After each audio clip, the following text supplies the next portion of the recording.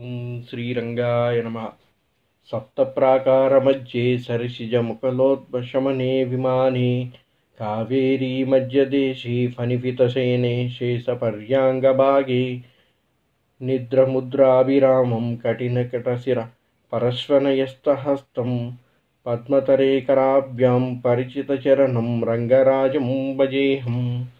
నమో శ్రీ గోదారంగనాథాయ నమః. ఆండాళ్ తిరువల్గలే చరణం. భగవద్బంధువులందరికీ మా నమస్సుమాంజలు. ఓం శ్రీ రంగనాథాయ నమః. కూడారై ఉత్సవం గురించి వైష్ణవాలయాల్లో పూజలకు వెళ్ళే వాళ్ళందరికీ తెలుస్తూ ఉంటుందండి. ఈ కూడారై ఉత్సవం ఏంటి, ఈ గోదారంగనాథ స్వామి యొక్క చరిత్ర ఏమిటి, ఈ తిరుప్పావై ఎందుకు జరుపుకుంటారు, మార్గళి మాసం మన తెలుగు రాష్ట్రాల్లో ధనుర్మాసంగా చెప్పుకొని చక్కగా వ్రతం ఆచరించి పెళ్ళి కాని వాళ్ళు పిల్లలు పెళ్ళి అవ్వటం కోసం అని చెప్పి చేస్తూ ఉంటారు అని చెప్పి వింటూ ఉంటాం. మరి ఈ వ్రతం యొక్క విశిష్టత ఏంటి, ఈ వ్రతాన్ని చేసి ఆ ఆండాళ్ళ అమ్మవారు శ్రీరంగనాథుడిని ఏ విధంగా భర్తగా పొందారు అనే విషయాల గురించి ఈ ప్రవచనంలో చెప్పుకునే ప్రయత్నం చేద్దాం. మనం కూడారై గురించి చెప్పుకోవాలన్నా, తిరుప్పావై గురించి చెప్పుకోవాలన్నా ముందు చెప్పుకోవాల్సింది గోదాదేవి గురించి. ఎందుకయ్యా అంటే ఆ తిరుప్పావై పాసురాలన్నింటినీ మనకి అందించింది సాక్షాత్తు ఆండాళ్ళ అమ్మవారైన శ్రీ గోదాదేవియే. మరి ఆమె ఏ విధంగా ఉద్భవించింది, ఆమె విష్ణు చిత్తుని ఇంత ఏ విధంగా పెరిగింది, శ్రీరంగనాథుడిని ఏ విధంగా వివాహం అయి ఆయనలో ఐక్యమైంది అనే విషయాల గురించి వివరంగా చెప్పుకుందాం. శ్రీరంగం పక్కన విల్లుపుత్తూరు అనే ఒక గ్రామం ఉండేది. ఆ గ్రామంలో పరమ వైష్ణవ భక్తుడైనటువంటి విష్ణు చిత్తుడు అనే ఒక ఆళ్వారు ఉండేవారంట. ఆయన రోజు కూడా శ్రీకృష్ణుడికి రంగనాథుడికి చక్కగా తానే స్వయంగా పెంచినటువంటి పూల తోట నుంచి పూలు సేకరించి మాలికలు అల్లి స్వామివారికి అర్పిస్తూ ఉండేవారంట. ఎంతో పరమభక్తుడంట ఆయన విష్ణు చిత్తుడు.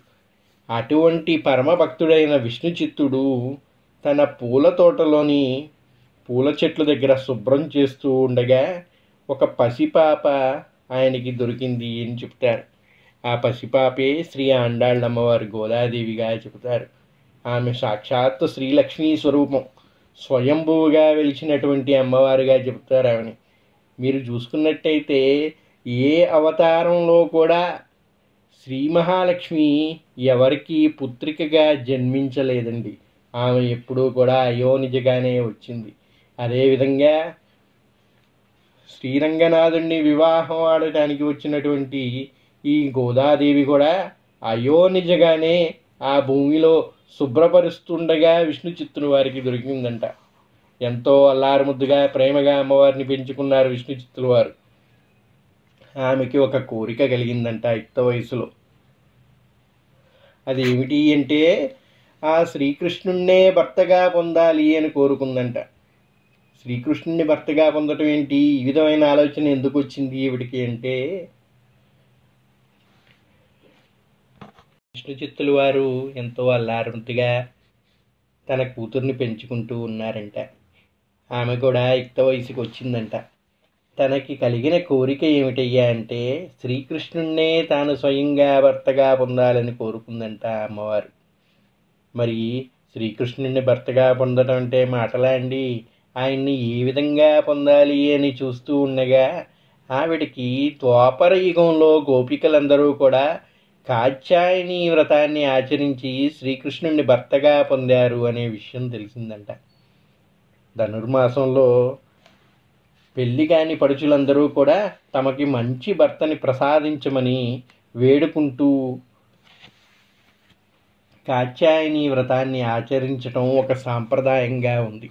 ఆ విషయం తెలిసినదై తన సకులతో కూడి అమ్మవారు కూడా 30 రోజులు కఠినమైన దీక్షని ఆచరించి ఆ దీక్ష ద్వారా శ్రీరంగనాథుడిని భర్తగా పొందింది అని చెప్తారు.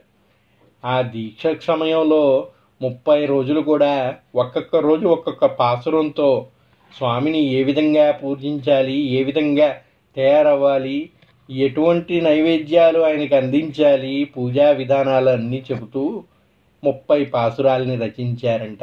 ఆ పాసురాలనే నేటికి తిరుప్పావైగా చెబుతూ దివ్య ప్రపంచంగా అందరూ శ్రీ వైష్ణవ భక్తులందరూ కూడా దేవాలయాల్లో ధనుర్మాసంలో అందున ప్రత్యేకంగా పూజిస్తూ ఉంటారు ఆ తిరుప్పావైని ఆచరిస్తూ.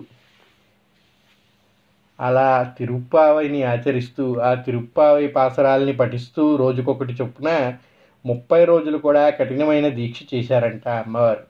చేసి స్వామివారిని, నీకు చక్కని ఇష్టమైన పాయసాన్ని నేను నీకు చేసి పెడతాను స్వామి. ఆ పాయసం కూడా ఎలా చేస్తానయ్యా అంటే, మంచి గోవుల నుంచి సేకరించిన ఆవు పాలతోటి, చక్కని చక్కెరకేలి బెల్లంతో, మంచి నీటితోటి కలిపి చక్కని పరమాన్నాన్ని వండి నీకు నైవేద్యంగా సమర్పిస్తాను స్వామి. ఆ నైవేద్యం ఏ విధంగా ఉంటుందయ్యా అంటే, ఆ పరమాన్నాన్ని మీరు స్వీకరిస్తూ ఉంటే మీ మోచేతి నుంచి నెయ్యి కారేటువంటి అంత చక్కగా తయారు చేసి, మీరు కానీ నాకు భర్తగా లభిస్తే 108 గుండిగలతో ఆ పరమాన్నాన్ని మీకు సమర్పిస్తాను స్వామి అని మొక్కుకుని ఆ వ్రతాన్ని ఆచరించిందంట. ఆ విధంగా ఆచరించిన వ్రతానికి మెచ్చిన శ్రీరంగనాథుడే స్వయంగా గోదాదేవి వ్రత ఫలాన్ని అందించి విష్ణుచిత్తుల వారికి చెప్పి గోదాదేవిని తన భార్యగా స్వీకరించారంట. విష్ణుచిత్తుడు ఎంత విష్ణు పరమభక్తుడైనప్పటికీ గోదాదేవి కోరిక అంత సులభంగా సఫలమయ్యేది కాదని, ఆ విధంగా జరగదని, ఆ విష్ణువు ఒక మానవ స్త్రీని వివాహం ఆడడు అని భావించేవారంట. అందువల్ల గోదాదేవి కళలన్నింటినీ కూడా ఆయన తీసి పడేసేవాళ్ళంట. అదంతా జరిగే పని కాదమ్మా, అటువంటి ఏమీ ఆశలు పెట్టుకోకు అని చెప్పి గోదాదేవికి చెబుతూ ఉండేవాళ్ళంట.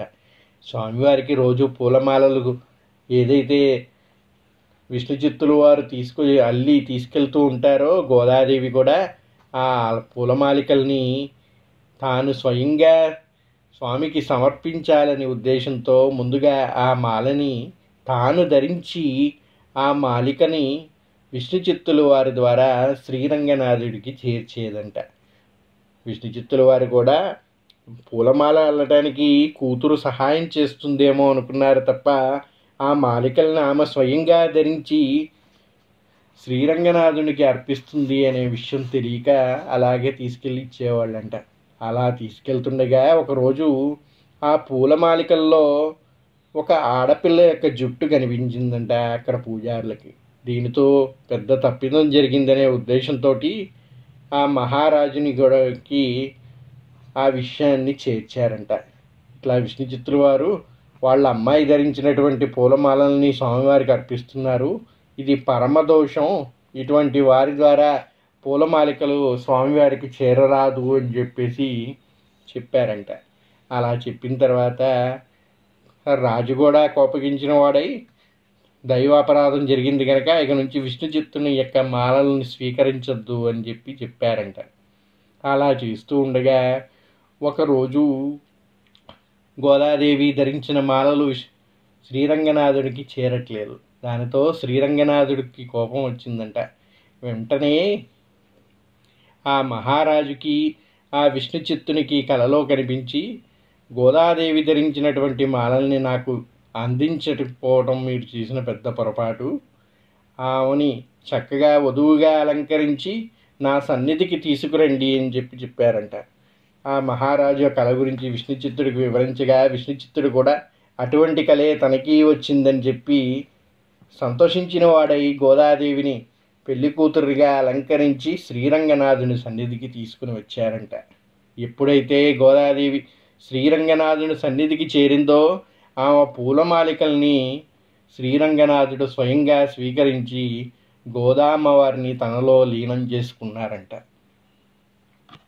శతాబ్దంలో జరిగినటువంటి ఒక చక్కని ఘట్టం ఇది. అదేవిధంగా గోదాదేవి ఏదైతే ఆమె మొక్కుకున్నదో ఆ మొక్కు గురించి తెలిసినటువంటి శ్రీరామానుజుల వారు ఆమె పుత్రుడిగా ఆ మొక్కుని తాను చెల్లిస్తానని కూడారై ఉత్సవాన్ని జరిపి 108 గుండుగల్లో ఆమె ఏ విధంగా అయితే చెప్పిందో అదే విధంగా పాయసాన్ని సిద్ధం చేసి శ్రీరంగనాథుని వారికి నైవేద్యంగా సమర్పించారంట. శ్రీరంగనాథుడు గోదాదేవి కళ్యాణానికి ఒక రోజు ముందుగా. అదే నేటికి ఆచారంగా వస్తూ ప్రతి వైష్ణవాలయంలో కూడా కూడారై ఉత్సవాన్ని జరిపించటం అనేది ఒక సాంప్రదాయంగా వస్తూ ఉన్నది. నుంచి కూడా గోదామ్మ వారు రచించినటువంటి ఆ తిరుప్పావై పాసరాలనేది ప్రతి ధనుర్మాసంలో కూడా అందరూ కూడా పఠిస్తూ భక్తి శ్రద్ధలతో రోజుకొక పాసరం చొప్పున స్వామికి వినిపిస్తూ కూడారై రోజు గోదాదేవి ఏ విధంగా అయితే చెప్పిందో అదేవిధంగా పరమాన్నాన్ని భక్తులందరూ కూడా భక్తి శ్రద్ధలతో సమర్పించి దాన్నే ప్రసాదంగా పొందడం అనేది ఒక ఆచారంగా వస్తున్నది. ఈ ఉత్సవాన్నే కూడారై ఉత్సవంగా నిర్వహిస్తూ ఉంటారు. ప్రతి వైష్ణవాలయంలో కూడా ఈ విధంగా ఆ శ్రీరంగనాథుడికి, ఆ శ్రీకృష్ణుడికి, ఆ శ్రీ మహావిష్ణువుకి ఈ నైవేద్యాన్ని అనేది సమర్పించి వైష్ణవాచార్యులైన శ్రీరామానుజాచార్యులు నెలకొల్పినటువంటి ఈ సాంప్రదాయాన్ని నేటికి కొనసాగిస్తూ ఉన్నారు. ఆ తిరుప్పావైలో అమ్మవారు చెప్పినటువంటి వ్రత దీక్షని ఆచరిస్తూ ఎందరో కన్యకలు చక్కని భర్తని పొంది వివాహం చేసుకున్నారు. అటువంటి పవిత్రమైన ఉత్సవం గురించి, పవిత్రమైన వ్రతం గురించి ఈరోజు మనం చెప్పుకున్నాం. ఈ విధంగా జరిగి సంక్రాంతి ముందు వచ్చే భోగి రోజున శ్రీరంగనాథుడు గోదాదేవి యొక్క వివాహం జరిపిస్తూ ఉంటారు. దానికి ఒక్కరోజు ముందుగా ఈ కూడారై ఉత్సవం అనేది జరిపించుకోవటం ఒక సాంప్రదాయంగా వస్తూ ఉన్నది. మన తెలుగు ఇళ్లల్లో సంక్రాంతి ఎంత వైభవంగా జరుపుకుంటామో అంతే వైభవంగా శ్రీ గోదారంగనాథుల కళ్యాణం, ఈ కూడారై ఉత్సవాన్ని జరిపించుకోవటం అనేది చక్కని సాంప్రదాయంగా వస్తూ ఉన్నది. ఈ ఆచారం అనేది ఈనాటిది కాదండి, ద్వాపర యుగంలో నుంచి వస్తూ ఉన్నదంట. శ్రీకృష్ణుడికే కాత్యాయని దేవి అనేది ఆరాధ్య దేవిగా చెబుతూ ఉంటారు. అటువంటి కాత్యాయని దేవిని పూజించి వ్రతాన్ని ఆచరించిన గోపికలు శ్రీకృష్ణుని భర్తగా పొందారు. అదే విధమైన ఆచార వ్యవహారాలతో గోదాదేవి శ్రీరంగనాథుణ్ణి కొలిచి స్వయంగా శ్రీరంగనాథుణ్ణి భర్తగా పొందినది గోదాదేవి. ఈ రోజుకి కూడా పెళ్ళిగాని పిల్లలందరూ కూడా చక్కగా ఈ కథ విని గోదాదేవి ఆచరించినటువంటి ఈ తిరుప్పావై వ్రతాన్ని ఆచరించి భక్తి శ్రద్ధలతో స్వామివారిని కొలిచి చక్కని భర్తని పొంది మంచి జీవితాన్ని అనుభవించాలని మనసా కోరుకుంటూ ఆ శ్రీరంగనాథుడు అంటే వాళ్ళ అమ్మవారి యొక్క అనుగ్రహం మనందరికీ సిద్ధించాలని కోరుకుంటూ స్వస్తి. ఓం శ్రీరంగనాథాయ నమః. ఆండాళ్ తిరువల్గలే శరణం.